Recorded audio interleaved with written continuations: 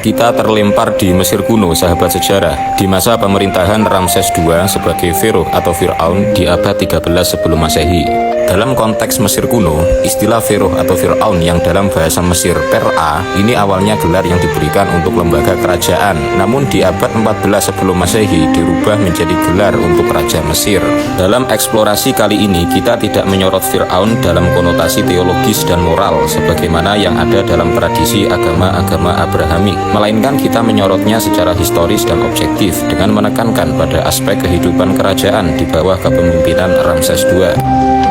Dari pusat kota Piramese berdiri Istana Ramses II. Ini tidak sekedar tempat tinggal kerajaan, melainkan juga jantung administratif. Istana ini memadukan keindahan dan fungsi. Lantai batu kapur yang halus menjadi alas utama, dengan dinding bata lumpur membentuk tembok luar yang tebal.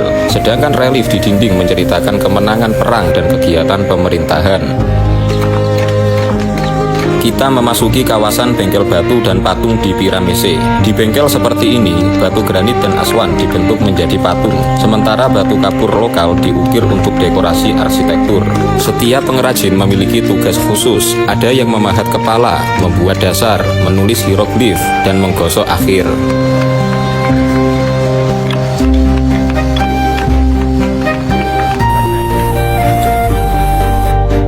Perjalanan kita terbawa jauh ke selatan, ke kuil Abu Simbel, sebuah monumen raksasa yang terpahat langsung di tebing batu Nubia. Dari sini, Mesir menunjukkan kehadirannya di perbatasan selatan. Kita bisa bayangkan bagaimana insinyur Mesir kuno melakukan teknik pembangunan yang menakjubkan, mulai dari mengangkut batu-batu besar hingga ribuan pekerja dikerahkan.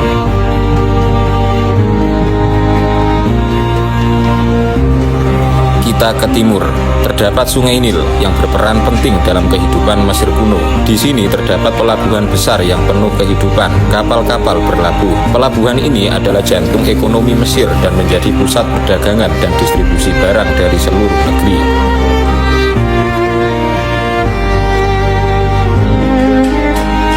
Kita kembali ke Piramese, sahabat sejarah. Di sini terdapat kamp militer Ramses II. Bau kuda dan logam memenuhi udara.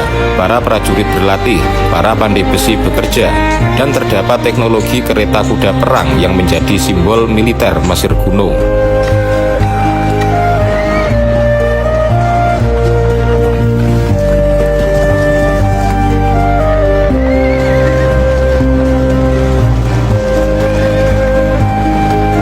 Kita tiba di Ramesseum, kompleks besar di tepi barat Sungai Nil di Tebes. Di hadapan kita sekarang adalah galeri seni dan patung Ramesseum, salah satu pusat monumental yang menggambarkan dunia seni pada masa Ramses II. Bangunan ini tidak hanya kuil, tetapi juga museum terbuka yang menunjukkan sejauh mana kemampuan teknis dan estetika Mesir kuno. Di depan kita terbentang pasar rakyat di Piramese, tempat berbagai aktivitas ekonomi berlangsung dari pagi hingga siang. Di sini menjual gandum, tembikar, anyaman, sayuran, dan aneka jenis makanan khas Mesir kuno. Ini wajah perkampungan rakyat dan para pekerja. Rumah-rumah di sini sangat seragam. Dindingnya terbuat dari bata lumpur yang dikeringkan dengan sinar matahari, ditumpuk rapat dan diperkuat dengan balok kayu lokal sebagai pengikat. Ukurannya memanjang dan saling terhubung.